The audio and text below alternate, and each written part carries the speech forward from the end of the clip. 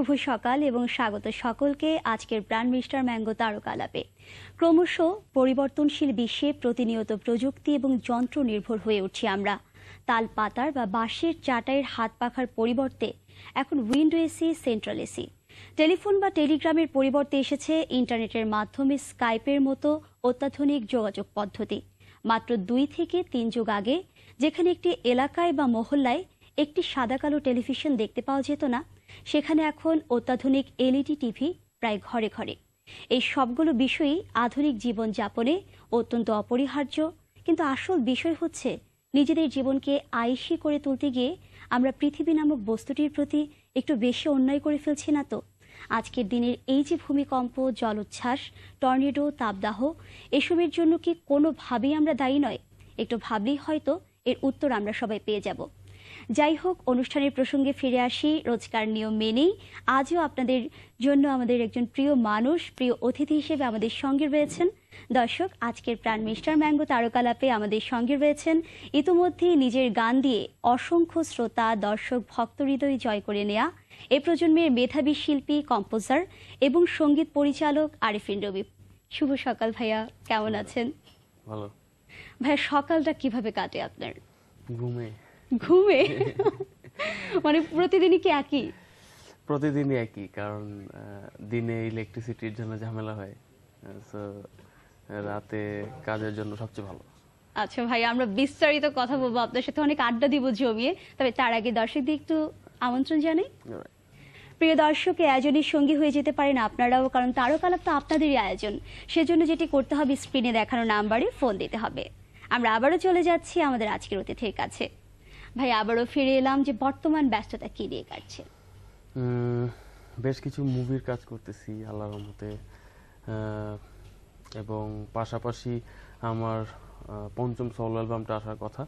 So অ্যালবামটা একটু পিছিয়ে আমাদের দেশের সবচেয়ে বড় যে company, CD company actually, Sangeeta, তারা অফার করলেন যে আমরা 3টা গান নিয়ে বেস্ট 3 একটা নতুন গান, লাইক আমাদের গান হয় না সোলো অ্যালবামের জন্য আমরা অনেকগুলো গান তৈরি করি, যে শোনাতে চাই যে মনে হয় আমারটা এটা শুনলে হয়তো বেঁচে যাবে, এরকম না। বি প্রফেশনালি আমরা 3টা ট্র্যাক বেঁচেছি আমাদের এই প্রজেক্টটার জন্য। 3টা গান নিয়ে একটা ভিডিও অ্যালবাম আসবে রোজার ঈদে। মানে আমরা একদম রোজার ঈদে আপনার অ্যালবাম পেয়েই যাচ্ছি, ব্র্যান্ড নিউ উইথ 3টা মিউজিক ভিডিও। সো আল্লাহর রহমতে যদি আচ্ছা, এখন কিন্তু দেখা যায় মিউজিকটা শুধু শোনার ব্যাপার না, দেখারও ব্যাপার হয়ে গেছে। সেখানে আপনি মিউজিক ভিডিও মানে কেমন আপনি করেন? হ্যাঁ, আমার কাছে মনে হয় যে অ্যাজ এ মিউজিক ডিরেক্টর আমি কাজ করতেছি, আবার অ্যাজ এ সিঙ্গার আমি আমার সুরেই কাজ করতেছি বেশি। সো আমাদের ক্ষেত্রে সুবিধা যেটা হয় যে অল থ্রু সাইডগুলো আমরা গুছিয়ে নিতে পারি, অনলি মিউজিক ভিডিওটা শুধু আটকা থাকে। সেটা যদি কোম্পানির সাথে ভালো কোলাবোরেশন হয় তাহলে খুব ভালো, যে তারা গানটা বুঝে তারা একটা ইনভেস্ট করবেন, আমরা অডিও ইনভেস্ট করতেছি, এটা একটা ভালো ডিলিংস হয়। সো বি প্রফেশনালি আসলে মিউজিক ভিডিওটা এসে পড়েছে এমন ভাবে যে আপনার দেখার বিষয়, যেটা মানে এটা একটা ট্রেন্ড হয়ে দাঁড়িয়েছে এখন দেখা যাচ্ছে। এটা পারিপার্শ্বিক কারণেই হোল ওয়ার্ল্ডে আপনার দেখার বিষয়টা বেশি চলে আসছে। সো শুধু বসে বসে টুংটাং করলে এখন হয় না, সত্যি কথা। সেরকম গান হতে হয়, সেরকম গান হলেও প্রচার হতে অনেক সময় লাগে, বাট এখন একটা দেখার ব্যাপার হয়ে গেছে আর কি। যেমন আগে একটা ব্যাপার ছিল না, একটা ডিম মুরগি তা দিয়ে তারপর অনেকদিন পরে এটা ডিমটা একটা প্রসেসিং হতো, আর এখন একটা হিট দিয়ে সাথে সাথে বের করে ফেলতেছে। সো এই জিনিসগুলা মেকানিক বেশি, একটু ইলেকট্রনিক চিন্তা। ঠিক তাই, আমরা কিন্তু জানি যে 2008-এ আপনার প্রথম অ্যালবাম বের হয়েছিল, সেখান থেকেই আজকের সঙ্গীত শিল্পী আরিফিন রুমিকে আমরা পেয়েছি। পুরো জার্নিটা আমরা শুনতে চাই, তবে তার আগে আপনার সম্পর্কে আমরা কিছু তথ্য দর্শকদের কাছে তুলে ধরবার চেষ্টা করেছি, আমরা একটু চোখ রাখবো।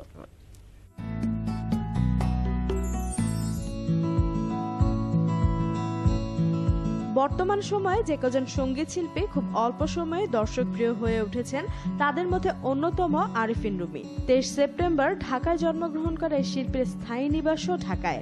বাবা এস এম আব্দুল হাকিম, মা নাসিমা আক্তার।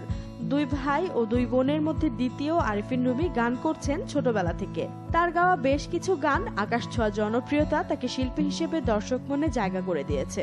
বেশ কিছু দর্শক নন্দিত চলচ্চিত্রের সঙ্গীত পরিচালনার গুরুদায়িত্ব পালনের মাধ্যমে সঙ্গীত পরিচালক হিসেবে বেশ সুনাম কুড়িয়েছেনও তিনি। তার কাজের স্বীকৃতিস্বরূপ 2011 সালে সেরা সঙ্গীত শিল্পী হিসেবে মেরিল প্রথম আলো পুরস্কার সহ বেশ কিছু সম্মাননা অর্জন করেছেন আমাদের আজকের অতিথি সঙ্গীত শিল্পী, সঙ্গীত পরিচালক আরিফিন রুমি। বাহ, বেশ ভালো লাগলো। আপনার কেমন লাগলো দেখে? আমার তো আশ্চর্যই হই প্রত্যেক দিনই যখনই শুনি যে কোনো একটা অফার আসছে ভালো, কোন একটা কাজের জন্য আমাকে সম্মান করা হচ্ছে। সো অবভিয়াসলি আমিও সম্মান জানাই। আর দেখা যায় সম্মানগুলো কিন্তু আমাদের উৎসাহটাকে আরো অনেক গুণ বাড়িয়ে দেয়। তো ভাই, আমরা যে প্রসঙ্গে ছিলাম যে আপনার 2008 থেকে আপনার সঙ্গীত জীবন শুরু, সিঙ্গিং ক্যারিয়ার শুরু, সেটা একটু গল্পটা শুনবো। 2008 থেকে সিঙ্গিং ক্যারিয়ার স্টার্ট আমার সোলো অ্যালবাম দিয়ে। আর এছাড়া 2005 থেকে আমি বেসিক্যালি স্টেজ শো স্টার্ট করি। আর মিউজিক ডিরেকশনে মেবি আপনি ছিলেন, আমরা সেই বিষয়টি একটু শুনবো। এই বিষয়টা বলতে গেলে টানতে হয় হাবিব ভাইয়ের কথা, ফুয়াদ ভাইয়ের কথা, ফেরদৌস আঙ্কেলের কথা। ওনাদের সংস্পর্শে আমি পেয়েছি একমাত্র। সো ওনাদের থেকেই আসলে আমার গড়ে ওঠা এইভাবে। ডিজিটাল মিউজিক প্রসেসিং সিস্টেমটা আসলে ওই টাইমটাতে হাবিব ভাইয়ের থেকে স্টার্ট হয়, আর যেটা আমরা সর্বজনের স্বীকৃত। সো আমার অপরচুনিটিটা ছিল যে আমি প্রথম লটে আচ্ছা, ছিলাম আর কি। মানে একদম শুরুর জায়গাটা থেকে, একদম স্টার্টিং হাবিব ভাই আসলেন, আসার পর তাদের পছন্দের তালিকায় আমার নামও আসে। সো এটা আমার জন্য অনেক বড় একটা অ্যাচিভমেন্ট ছিল এবং প্লাস পয়েন্ট। এবং এরপর আস্তে আস্তে এখন একদম আমাদের সামনে বসে আছেন। তো যে বিষয়টি একটু জানতে চাই যে 3টি অঙ্গনে কাজ করা, আপনি সঙ্গীত পরিচালক, শিল্পী এবং সেই সাথে কম্পোজার, কোন বিষয়টিকে আপনি খুব বেশি ভালোবাসেন এই 3টা জায়গা থেকে? আমার যেটা হয় যে আমি ভয় পাই প্রত্যেকটা কাজ করতেই। কারণ আসলেই হ্যাঁ, ভয় পাই এই জন্য যে প্রত্যেকটাই তো যদি বলি ক্রিয়েশন, তাহলে এটা আমার না, এটা সৃষ্টিকর্তা জিনিস। আমরা বসে বসে জাস্ট নাড়াচাড়া করি, মনে হয় যে কি করি না করি, এরকম একটা হলো একটা কাজ, তারপর আবার এটা গান হয়ে গেল। মানে আমি এইভাবে চিন্তা করি, মানে গড গিফটেড ব্যাপারগুলো না থাকলে কিন্তু হয় না আসলে। এক্স্যাক্টলি, আমি ওইভাবে চিন্তাই করি না যে আমি গান গাচ্ছি, আমি একজন মানুষ, এরকম আমার অনেক সিরিয়াস থাকা উচিত, এরকম কিছু না। আমি খুব ভয়ই থাকি যে কি আসবে এবং সেটা গ্রহণযোগ্যতা কতটুকু পাবে এবং জিনিসটা আমার তরফ থেকে প্রফেশনালিজম যাতে থাকে, সবকিছু মিলে চিন্তা করি আর কি। ছোটবেলায় পরিবারে কি গানের আবহটা ছিল? পরিবারে বলতে আমার দাদা বাড়িতে আমার দাদা হুজুর হযরত শাহ মোহাম্মদ ইলিয়াস শাহ, উনি একজন পীর সাহেব ছিলেন। সো আমি শাসাব বাড়ির ছেলে। সো আমাদের বাড়িতে যেমন কোরআন শরীফের রীতি রেওয়াজটা আছে, এরকম আবার গান বাজনাটা আছে, বাউল গান, মুর্শিদি গান যেরকম হয়। So when I was little kid, ওই সময় থেকেই তো আসলে এই গানগুলা শুনতে শুনতে শুনতে শুনতে লাল মিয়া বয়তি উনার গান শুনতাম। সব ভালো ভালো যারা বাউল ছিলেন ওনাদের সবাই আমাদের বাড়িতে আসতেন, ইভেন এখনো আসে। হ্যাঁ, কাজল দেওয়ান ভাই। সো আমাদের এই জিনিসটা এখনো চলে। সো ওইখান থেকে বেসিক, তারপরে আম্মুর হাত থেকে, হারমোনিয়াম থেকে, লাইক থাকে না যে আম্মু কোন জিনিসটা করে ওটা আমি পছন্দ করি, কেন বাই বর্ন ন্যাচারালি আম্মুর সাথে থাকা বেশি সন্তান হিসেবে দেখলে কিন্তু মানে শিশুরা কিন্তু তাই করতে চায়, দেখা যায় ওই জিনিসটা থেকে যে আম্মু দেখতাম হারমোনিয়ামে গান করতেন। সো ওইখান থেকে তো ন্যাচারালি আসছে। আর যদি বলি যে এই যে সঙ্গীত শিল্পী হয়ে ওঠা, আরিফিন রুমি হয়ে ওঠা, সেটার মধ্যে যদি কারো ইন্সপিরেশন থাকে, সবচেয়ে বেশি আপনাকে কে ইন্সপায়ার্ড করেছে? আম্মু, তারপর ভাইয়া, আব্বু। লাস্ট টাইম আব্বুকে পেয়েছি, মানে আমি ক্যারিয়ার এখানে আসা, আর আব্বু ইন্তেকাল করেছেন। সো আমার মনে আছে যে প্রথম আমার ইন্টারভিউ ছিল এই রুমি সেই রুমি নয়, ক্লোজ আপ ওনের আমাদের রুমি ছিল। সো ওর পরে আরেকজন রুমি আসাটা সে আরেকজন রুমি হিসেবে আসছে। সো আব্বু খুব সুন্দর করে টাঙা রাখছিলেন পেপারটা, কাটিংটা, যে আমার ছেলে এরকম। সো এটা একটি বিগ ইন্সপিরেশন ছিল যে যখন কোনো বাবা, আমাদের সমাজে সাধারণত কি হয়, বাবারা ছেলেদের প্রতি অথবা এরকম গার্জিয়ানরা ছেলে মেয়েদের প্রতি একটু বিরক্তই থাকে। হ্যাঁ হ্যাঁ, মানে দেখা যায় সংস্কৃতিটাকে কি আমি গ্র্যাব করব, সেটা কিন্তু সহজে মানে মানতে চায় না, বা এরকম একটা কি হবে আলটিমেটলি ওখানে যে একটা চাকরি করো, মাসে একটা ইনকাম হবে আমাদের। সো ওই ধরনের বয়স অনুযায়ী আমি অনেক দ্রুতই আসলে বলবো যে আল্লাহর অনেক রহমত আমার সাথে ছিল, যার জন্য, এবং আমাদের বাংলাদেশের অগণিত দর্শক যারা আছেন এবং দেশের বাইরে যারা আছেন সবার কথাই বলবো, specially and all the TV channels and all the radio station. So সবাইকেই বলবো থ্যাঙ্কস, এবং বলার কিছু নাই, ভাষা এইটাই যে সবার দোয়াতেই আসলে। ভাই, আমরা এই গল্পে আবারও ফিরবো, এবং আমরা জানি যে ছোটবেলা আপনি ক্রিকেটার হতে চেয়েছিলেন, সেই গল্পেও ফিরবো। তবে তার আগে ছোট্ট একটা বিরতি নিয়ে ফিরছি। দর্শক, কথা হচ্ছিল এই প্রজন্মের অন্যতম জনপ্রিয় সঙ্গীত শিল্পী এবং মিউজিক ডিরেক্টর আরেফিন রুমি ভাইয়ার সঙ্গে। তার সঙ্গে এই গল্পে আবারও আমরা ফিরে আসবো, তবে অল্প সময়ের জন্য বিরতি নিচ্ছি। সঙ্গেই থাকবেন আশা করছি।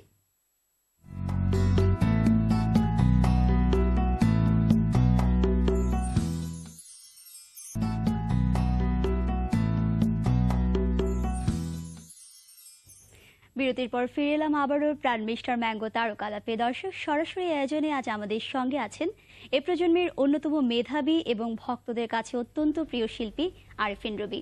জানি আপনারা অপেক্ষায় রয়েছেন, তাই আবারও চলে যাচ্ছি অতিথির সাথে গল্পে। ভাই, আমরা যে প্রসঙ্গে ছিলাম যে ছোটবেলা আপনি ক্রিকেটার হতে চেয়েছিলেন, তো ক্রিকেটার থেকে মানে হঠাৎ করে টার্ন করে একদম সঙ্গীত শিল্পী, এটা কিভাবে হলো? একটা ছিল হিডেন ট্যালেন্ট, গান প্র্যাকটিস ভিতরে ভিতরে থাকতো, লজ্জা পাইতাম, গাইতাম না। আর হচ্ছে ক্রিকেটার ইচ্ছা ছিল, গানের ইচ্ছা, মানে একটা জানতাম না, ওইটাই হয়ে গেছি যেটা হবো কিনা। আর ক্রিকেটার অনেক ইচ্ছা ছিল, 5 বছর অনেক প্র্যাকটিস শ্রম সাধনার ফলে Dhaka first division league, Chittagong premier league, ভালো ভালো জায়গায় ভালো ভালো প্লেয়ারদের সাথে খেলেছি। এখন খেলতেছে তামিম, ওরা আমরা একই সাথে খেলছি। সো এইটা এটা এটা বলতেও ভালো লাগে, একটা বলার বিষয় যে শুধু হতে পারিনি, সাকসেসটাই সবচেয়ে বড় না। আই ওয়াজ দেয়ার, আমি ওখানে ছিলাম, আমি কাজ করছি ওদের সাথে। So it is a thing. আচ্ছা, আর দেখা যায় যে নিজে আপনি আপনার যে সেক্টরে আছেন সেখানে আপনি অনেক সফল, তো ডেফিনেটলি তখন মনে হয় যে আমার জন্য হয়তো বা সঙ্গীত শিল্পীটাই ভালো ছিল, এই ক্যারিয়ারটাই ভালো ছিল। আরেকটা জিনিস বলবো যে সবাই শুধু সফলতাটা চিন্তা করে অথবা সফল হওয়ার জন্য চিন্তা করে। সফল চিন্তা করলে আসলে টার্গেট হয়ে যায় একটা, আসলে উই নেভার নো কালকে কি হবে, অথবা আমি 1 মিনিট পর কি হবে। এই যে ইদানিং ভূমিকম্প হয়, আমরা ভয় থাকি। কেন ভয় থাকি? এটা সবচেয়ে বড় কারণ হচ্ছে যে কোরআন শরীফে আছে, আমি নিজেই পড়ছি, যে বলছে যে তা আল্লাহর নাম থেকে বিরত থাকলে নাকি এই প্রবলেমগুলো আসবে। সে 1400 বছর আগে কথাগুলো বলে গেছেন, তো এখন আমাদের বিশ্বাস করা উচিত যে যেহেতু এত বছর আগে আল্লাহ তাআলা বলে রাখছেন, তো আমাদের আগের থেকে প্রিপারেশন নিয়ে, নাম নিয়ে এবং আল্লাহ রাসূলের নামটা মুখে রাখলে এবং অন্তরে রাখলে মনে হয় এই জিনিসগুলো থেকে পরিত্রাণ পাওয়া যাবে। ভাইয়া, এই যে আপনি সঙ্গীত শিল্পী আরেফিন রুমিকে তো আমরা নির্দ্বিধায় অনেক ভালোবাসি, দর্শকরা অনেক ভালোবাসে, তবে আপনার চারপাশের মানুষগুলো আপনাকে ভালোবেসে কি বলেছে আমরা একটু দেখবো, চোখ রাখবো। আসলে তোমাকে অল্প কথাই বলে তো শুভেচ্ছা দিয়ে শেষ করা যায় না। তুমি আমার ছোট ভাই, তুমি আমার শিষ্যতুল্য ভাই, তুমি আমার অন্তরাত্মা ভাই, তুমি আমার প্রিয় মিউজিক ডিরেক্টরদের মধ্যে একজন।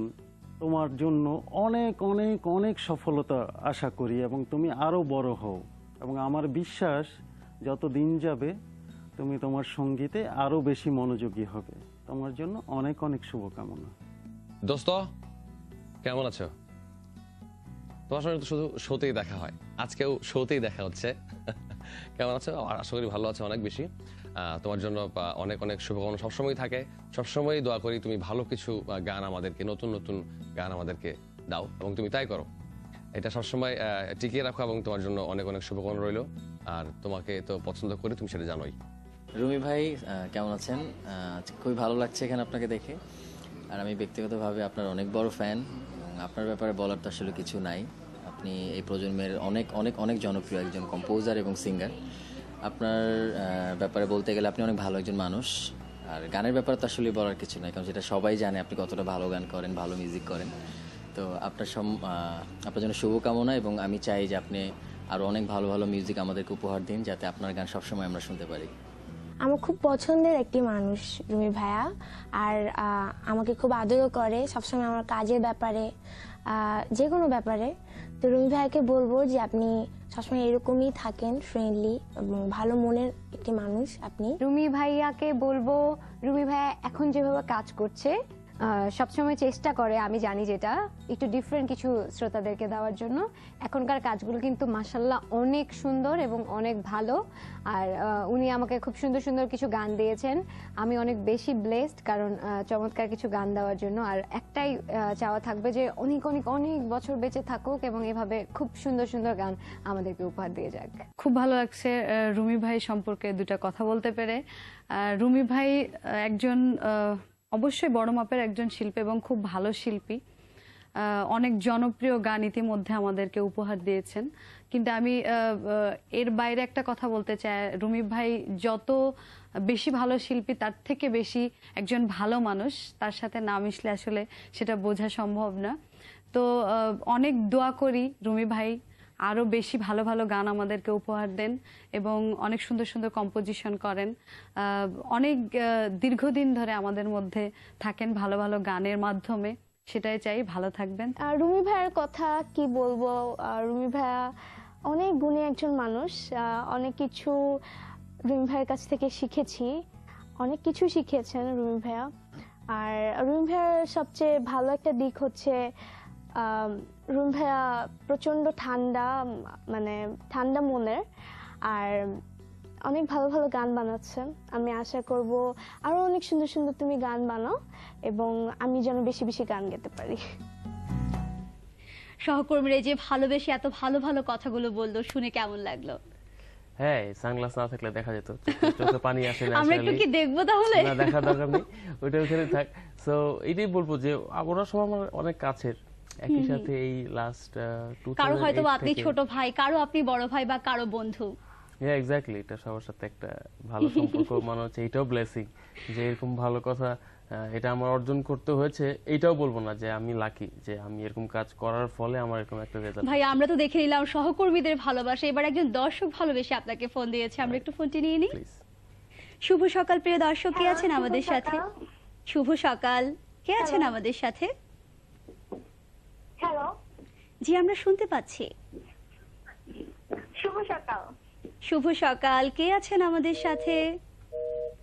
দুঃখিত দর্শক, লাইনটা কেটে গেছে, আপনি আরেকটি বার চেষ্টা করুন।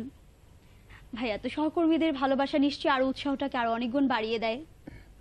হ্যাঁ, এটাও একটা অনেক বড় একটা ইন্সপিরেশন যে কলিগস, ফ্রেন্ডস, ফ্যামিলি, আসলে সবাই আমাদের, এটা একটা অনেক পজিটিভ দিক যে ওদের কাছ থেকে, এবং আমি যদি কারো সম্বন্ধে বলি অনেক পজিটিভলি বলা, কজ পজিটিভ থেকেই তো ক্ষেত্রটা পজিটিভ হয়ে থাকে ন্যাচারালি। So thanks all.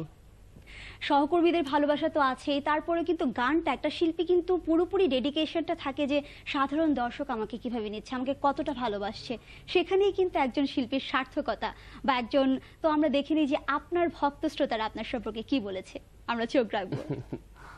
তোমার চোখে আকাশ আমার, চাঁদ জানে পূর্ণিমা, ভিতর থেকে বলছে হৃদয় তুমি আমার প্রিয়তমা। ভাই আপনার গান অনেক শোনা হয়, আপনার গান শুনতে অনেক ভালো লাগে। ভাইয়া আপনার জন্য রইল অনেক অনেক শুভকামনা। আসসালামু আলাইকুম, আশা করি আপনি খুব ভালো আছেন আর আপনি সব সময় হচ্ছে ভালোই থাকবেন। আপনার গানগুলো হচ্ছে যে আরো ভিন্নধর্মী কিছু গান চাচ্ছি, আবেগময়ী। আপনার গানগুলা আমাদের শুনতে খুব ভালো লাগে আর আমরা হচ্ছে এক কথায় বলতে গেলে ইয়াং জেনারেশনে খুবই আপনার হচ্ছে ফ্যান। হাই আরফিন রুমি ভাইয়া, আপনি কেমন আছেন? আশা করি ভালো আছেন। আপনার নতুন একটা অ্যালবাম আমরা চাই আর আপনারা অনেক আপনার ভক্ত আমরা, সো আপনাকে আমরা আরো নতুন একটা অ্যালবামে দেখতে চাই। নতুন নতুন নতুন একদম নতুন নতুন নতুন করে চাই। আসলে প্রিয় শিল্পীকে কিন্তু এরকমই হয় যে আরেকটু যেন বেশি গান শোনা হয়ে যায়, আরেকটা যেন অ্যালবাম পাই। আসলে ব্যাপারটা কি হয়, যখন কোনো মানুষ, বলবো আসলে মানুষ হিসাব করি যে কোনো শ্রেণী তো নাই আসলে, সো আমি গান করি, আরেকজন আমার গান শুনে, দুজনই মানুষ।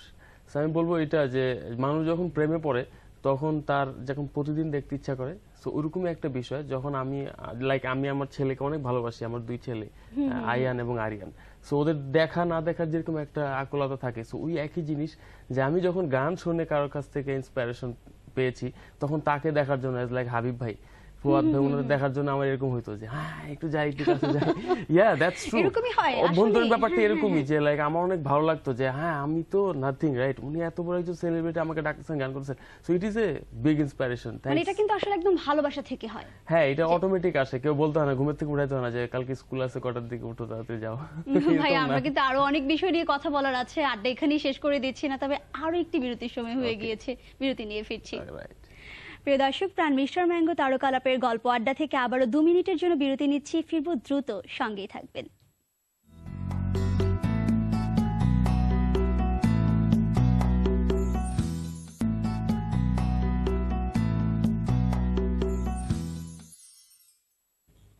প্রিয় দর্শক, আজকের প্রাণ মিস্টার ম্যাঙ্গো তারকালাপে সরাসরি আয়োজনে আজ আমাদের সঙ্গে আছেন এই প্রজন্মের অত্যন্ত মেধাবী জনপ্রিয় কণ্ঠশিল্পী কম্পোজার আরফিন রুমি ভাইয়া। জানি আপনারা অপেক্ষায় রয়েছেন তার সঙ্গে গল্পে যোগ দেবার এবং সেই সাথে প্রতিদিনের কুইজের জন্য। আর তাই গল্পে ফিরে যাবার আগে চট করে কুইজ পর্বটি সেরে নিচ্ছি। দর্শক, আমাদের গতকালের কুইজের সঠিক উত্তরটি হচ্ছে এবছর মৃত্তিকা মায়া চলচ্চিত্রটি 17টি ক্যাটাগরিতে জাতীয় চলচ্চিত্র পুরস্কার লাভ করে। এবং আমাদের আজকের কুইজ, মানুষ মানুষের জন্য এই বিখ্যাত গানটির গীতিকার, সুরকার ও শিল্পীর নাম কি? অপশন ক ভূপেন হাজারিকা, অপশন খ মান্না দে। কুইজের সঠিক উত্তর পাঠাতে মোবাইলের মেসেজ অপশনে গিয়ে টাইপ করুন টি আলাপ স্পেস সঠিক উত্তর স্পেস নাম লিখে পাঠিয়ে দিন 4141 নাম্বারে। আজকের কুইজটি সর্বোচ্চ সঠিক উত্তরদাতাদের মধ্য থেকে কম্পিউটারের র্যান্ডম সিলেকশনের মাধ্যমে একজন ভাগ্যবান বিজয়ী পাবেন মোবাইল ফোনে আকর্ষণীয় অঙ্কের রিচার্জ। ভাই, আমরা একটু দেখে নিব যে আমাদের আজকের কুইজ বিজয়ী কে হয়েছেন। আমরা একটু দেখবো, এখানে নাম আছে আবু সাইদ। আর শেষ 6টি ডিজিট 230946। অভিনন্দন আবু সাইদ, আপনার মোবাইলে পৌঁছে যাবে আকর্ষণীয় অঙ্কের রিচার্জ। সেই সাথে নিশ্চয়ই আপনার অনেক ভালো লেগেছে প্রিয় শিল্পীর কাছ থেকে আপনার নামটি শুনতে পেয়ে। আমরা আবারও ফিরে যাচ্ছি আমাদের আজকের গল্পে। ভাই, আমরা যে প্রসঙ্গে ছিলাম, তো আপনি তো যেহেতু কম্পোজার, শিল্পী এবং সঙ্গীত পরিচালক, অনেকগুলো বিশেষণে বিশেষায়িত, তো আপনি যখন নিজের এই প্রতিভাগুলোকে নিজে মূল্যায়ন করতে যদি বলা হয়, আপনি কিভাবে করবেন? ওই যে বললাম শুরুতে, মূল্যায়ন করা অনেক ডিফিকাল্ট। কারণ হচ্ছে যে এটা একটা বলবো যে অনেক বড় একটা মহব্বতের ফসল। এটা আল্লাহ তাআলা আমাকে অনেক ভালোবাসেন, না হলে এতগুলো গুণ আসলে একটা মানুষের এটা ভিতর। আমি চিন্তা করি যে অনেকে বলে যে আরো ভালোভাবে চলার কথা হতো, দিস এন্ড দ্যাট, বাট আমি বলবো যে আমি নিজেই পড়েছি এটা, যে ইচ্ছা উদ্দেশ্যের মালিক আল্লাহ নিজেই। সো এখানে আমাদের ভুল কি আর আমরা কি বা ভালো করতে পারি? জাস্ট ঘটে, আমরা জাস্ট দেখি আমরা রোবটের মতো চলতেছি, দ্যাটস ইট। যদি আমরা ওনার আনুগত্য স্বীকার করি তাহলে আর কি। সো আমি যেহেতু আনুগত্য স্বীকার করি একজন মুসলিম হিসেবে, সো আমার অনেক কিছু পজিটিভ আসবে, নেগেটিভ আসবে, সবই আমার তরফ থেকেই হচ্ছে এবং যেগুলো আমি জানি না কিভাবে হচ্ছে। So it is the fact. Cause আমরা প্ল্যান করতে পারি কালকে কি হবে, বাট ওটা বাস্তবায়ন হবে কিনা সেটা শুধু আমরা ওই দিনই অথবা তখনই বুঝতে পারি। ভাইয়া, যখন একটা গানের সুর করেন তখন আপনার ক্ষেত্রে কি হয়? যে আগে কি গানটা আগে তৈরি করা বা সেখান থেকে সুর করা, নাকি সুরটা আগে তৈরি করে জাস্ট লিরিক্সটা বসিয়ে দেয়া? কিভাবে আপনি কিভাবে করেন এই কাজটা? এটা হয় যে আমরা যেমন লেটেস্ট কাজের কথা আমি বলি, যে আমার লাস্ট যে ঈদে যে আমার 3টা মিউজিক ভিডিও অ্যালবাম আসতেছে, কিছু কথা আকাশে পাঠাও। সো আগেই কিন্তু লিরিকের একটা কথা যে একটু বড় কিছু কথা আকাশে পাঠাও। আমার কিন্তু মানে লিরিক্সটা শুনেই চমৎকার লাগছে। আমরা কি 2 লাইন শুনে নিব? আমরা বলি।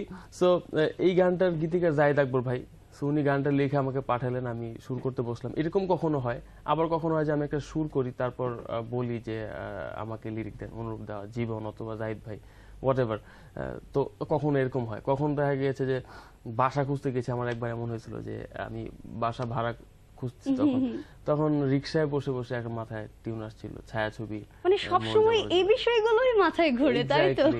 বাসা ভাড়া কত, এটা তো ঠিক আছে পাইলে নিব, বাট আলটিমেটলি একটা মাথায় কাজ মানে কাজ করতেছে অন্যদিকে। সো এটাই ভালোবাসা, মহব্বত, যে আমি জানি না কিভাবে আমি ওইটার জন্যই বারবার চিন্তা করতেছি। আর প্রত্যেকটা সিঙ্গার বা কম্পোজার কিন্তু একটা নির্দিষ্ট সময় রেখে দেয় যে এই সময়টা আমি প্র্যাকটিস করব সব কাজের বাইরে। তো আপনার ক্ষেত্রে সেভাবে কি মেইনটেইন করা হয়? আমার পুরাটি এই রুটিনটা আর কি, যে সারাক্ষণ কাজের ভিতরে থাকা। আমার কয়েকটা রুটিন আছে, যে আমি আমার ফ্যামিলির সাথে খুব ভালোভাবে রিলেটেড, ডিপেন্ডেবল সন আমার আম্মা বলে। এটা একটা অনেক বড় প্লাস পয়েন্ট, যে আমার আম্মা আমার উপর ডিপেন্ড করে কোনো কিছু। এটা পজিটিভলি আমি নেই, যে বাবা মা যদি কোনো সন্তানের উপরে খুশি থাকে, এটা আল্লাহ যদি খুশি হন, এবং যদি নারাজ হন তাহলে আল্লাহ নারাজ হন, তাহলে আমাদের ওই লাইনটাই ঠিক রাখা উচিত সবার আগে। আদার্স তো অবশ্যই আছে। তো এই আম্মুর জন্যই আসলে সবকিছু। আম্মু আসলে অনেক সুন্দর করে আগলে রাখছেন অনেক কিছুর মাধ্যমে। সিরিয়াসলি, আসলে মা তো আসলে মাই, আসলে তার কিন্তু কোনো তুলনা হয় না। ভাইয়া, ভালোবেসে একজন দর্শক যোগ দিয়েছেন, আমরা ফোনটি নিয়ে নিই।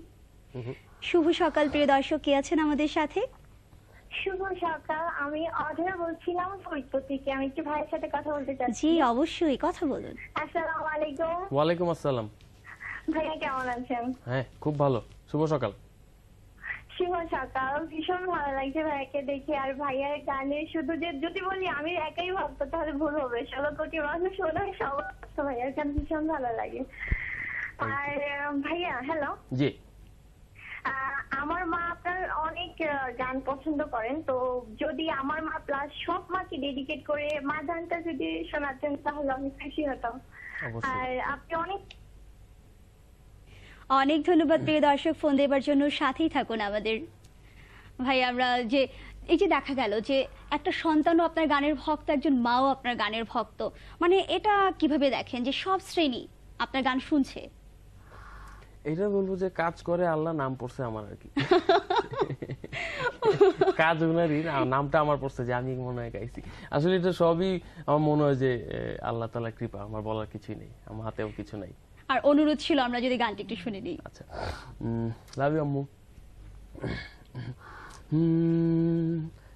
পৃথিবীর এক পাশে মাকে রেখে অন্য পাশেও মাকে রাখি, পৃথিবীর সব কথা ভুলে গিয়ে ব্যাকুল প্রাণে মাকে ডাকি, জীবনের সবখানে সব গানে মাকে ছাড়া জীবনের নেই মানে, মাহি এলোমেলো হৃদয়ে আর কোন ঠিকানা কেউ কি জানে।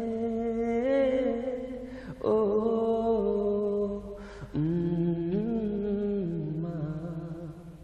বাহ, চমৎকার ভাই, আমি একদম ডুবে গিয়েছিলাম মনে হয় গানটার মধ্যে, ভীষণ ভালো লাগছিল। Thank you. আর যখন দেখা যায় যে প্লেব্যাক করেন, তখন দেখা যায় যে প্লেব্যাকে দেখা যায় গানের সিকোয়েন্স বুঝে বুঝে, অভিনয় সিকোয়েন্সগুলো বুঝে বুঝে গান গাইতে হয়, সে ব্যাপারগুলো আপনি কিভাবে করেন? এটা একটা এক্সপেরিয়েন্সের ব্যাপার, যেটা আমার স্টার্ট হয়েছিল 2008-এর শেষে 9 থেকে। হৃদয় আমার বাংলাদেশ গানটির মাধ্যমে আমার ফার্স্ট ওরকম কারো সুরে, হাবিব ভাইয়ের সুরে, আউটসাইডে। সো তখন ওখান থেকে একটা ব্যাপার ছিল, আমি অনেক জিঙ্গেল গাইতাম হাবিব ভাইয়ের সাথে, ফুয়াদ ভাইয়ের সাথে ইনফ্যাক্ট। সো তখন ওইখান থেকে যে শব্দের মানে উচ্চারণটা কিরকম হবে, এক্সপ্রেশন কিরকম হবে, হ্যাপিনেস একটা গান, এটা সবচেয়ে মজার ইনফরমেশন যে গান হেসে গাওয়ার ব্যাপার আছে, কেঁদে গাওয়ার ব্যাপার আছে, নরমালি গাওয়ার ব্যাপার আছে। তখন এটা ডেফিনেটলি একটু হলে অন্য চেয়ে একটু আলাদা, মানে সাধারণ গানের চেয়ে কিন্তু একটু আলাদা। হ্যাঁ, যদি আমি একটা কথা বলি, কথা বলতেছি, বাট যদি হেসে বলি অন্যরকম লাগে না। ওইরকমই গান গাওয়ার ক্ষেত্রে যে হেসে গাইলে আরেক রকম হয়, রোমান্টিজম জায়গাগুলোতে হেল্প করে তখন। আপনি অনেকদিন ছায়ানটে গান শিখেছেন আমরা যতটুকু জানি, তো আপনার কি মনে হয় যে একজন সঙ্গীত শিল্পী হয়ে মানে আসতে হলে তার বেসিকটা কতটুকু স্ট্রং হওয়া জরুরি? সবার আগে জরুরি হচ্ছে তার দিমাগটা, দ্যাট মিন্স সেন্সটা, গড গিফটেড ব্যাপার একটা আছে। এই সেন্সটা যদি থাকে, যেই ক্ষেত্রেই যাক, এবার গানের ক্লাসিক্যাল ক্ষেত্রে যাক অথবা একটা ইনস্ট্রুমেন্টসের ক্ষেত্রে যাক অথবা মডার্ন সঙ্গে যদি করতে চায়, তো ওইটার এক্স্যাক্টলি শিখরে পৌঁছাতে হলে দিমাগটা ইউজ করাটা অনেক জরুরি, যে আমি আসলে কি পারি, আমাকে কি করা উচিত, আমি কতটুকু পারি না এবং আমার কতটুকু পারা উচিত।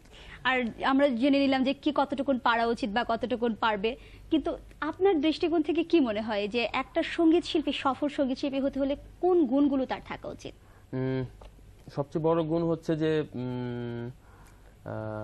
অবভিয়াসলি তো যে যেটা করতে চায় সেই গুণটা থাকা উচিত সর্বপ্রথম, বাট এরপর যেটা ওটাকে ধরে রাখার ধৈর্য এবং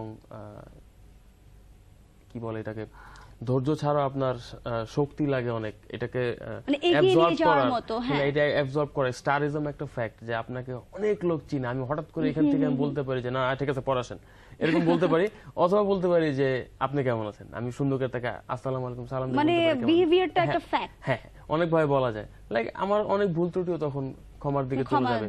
হ্যাঁ, যদি আমার ব্যবহার ভালো থাকে, আমরা যেটা ছোটবেলা থেকে জানি যে ব্যবহার বংশের পরিচয়, ইট ইজ আ থিং, ভালো ব্যবহার করলে সব জায়গায় ছাড়, দর্শকের মনে ছাড়, মা বাবার মনে ছাড়, কত ভালো ব্যবহার করে। এখন কি নিয়মিত প্র্যাকটিস বা রেওয়াজটা করা হয়?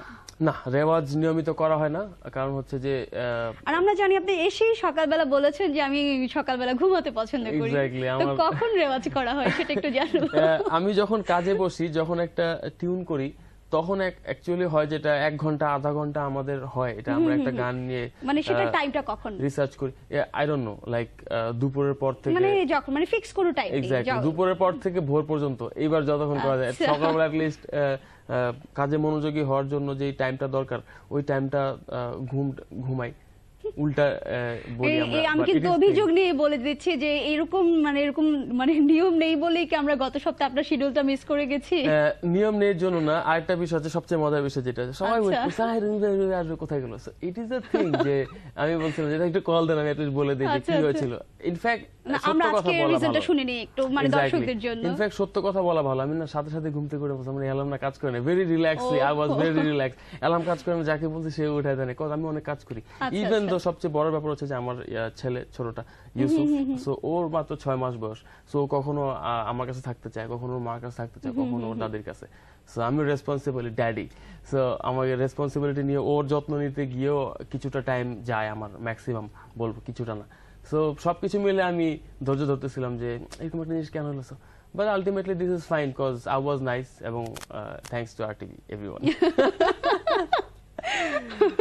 ভাইয়া সেই আরেকটা বিষয়ে জানতে চাচ্ছি যে যখন কম্পোজার হয়ে অন্যের জন্য কাজ করেন আবার যখন নিজের জন্য কাজ করেন তখন ডিফারেন্সটা আসলে কি থাকে? কার প্রতি বেশি যত্ন থাকে, যে অন্যের কাজে যে বেশি কেয়ার নিয়ে করছি না নিজের জন্য? না, এইটা একটা ফ্যাক্ট, নিজে কতটুকু ভালো মানুষ এটা প্রমাণ হয় তখন। যে ধরেন খুব একটা ভালো কাজ হয়েছে, ওই গানটা আমি আরেকজন দিলাম না যে হ্যাঁ আমি তো গান গাইতে পারি আমি গাবো, আর আরেকটা হইতে পারে যে আমি ওনার উদ্দেশ্যে এটা আমি ট্রাই করছি, ওনাকেই দিয়ে দিই, যার জন্য যেটা বানানো তাকে সেটা দিয়ে দিলেই ভালো।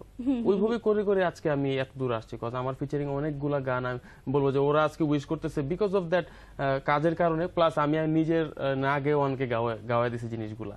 সো গানগুলো আর কি বেসিক্যালি কেন দিয়েছি, কজ অফ দ্যাট যে আমার মনে ইচ্ছা ছিল এটা যে তার জন্য তো এই জিনিসটা সৃষ্টিকর্তা নিশ্চয় পাঠাইছেন, সো আমি যদি খেয়ে ফেলি তাহলে আমানত খেয়ানত হবে, সো ন্যাচারালি এটা না করেই ভালো।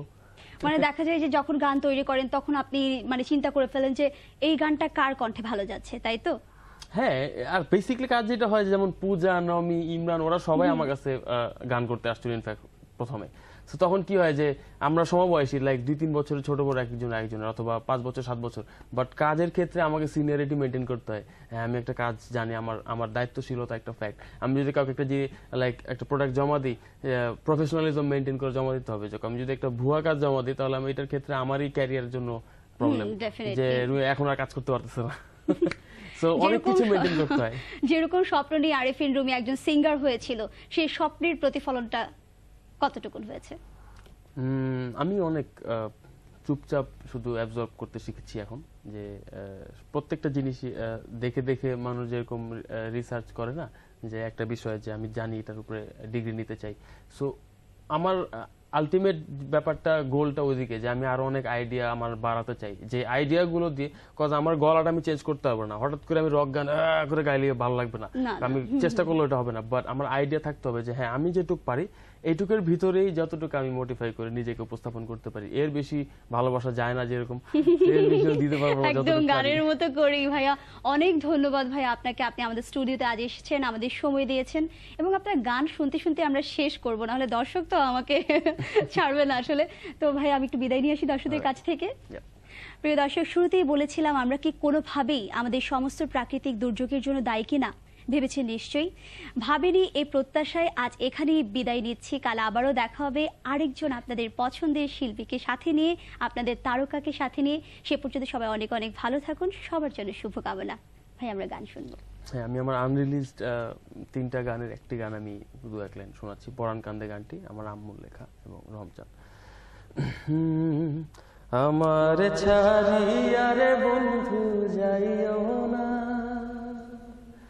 তোমার লাগা পরাণ কান্দে, ঘরে মন বসে না রে দয়াল, ঘরে মন বসে না। আমার ছাড়িয়া রে বন্ধু যাইও না, তোমার লাগা পরাণ কান্দে, ঘরে মন বসে না রে দয়াল, ঘরে মন বসে না। এত সাথের পীড়িত রে বন্ধু ভেঙে দিবা যদি, পীড়িতি শিখাইয়া আমায় কেন দিলা ফাঁকি, তুমি ছাড়া আমার পরাণ বাঁচে না, তোমার লাইগা পরাণ কান্দে, ঘরে মন বসে না রে দয়াল, ঘরে মন বসে না। আমারে ছাড়িয়া রে বন্ধু যাইও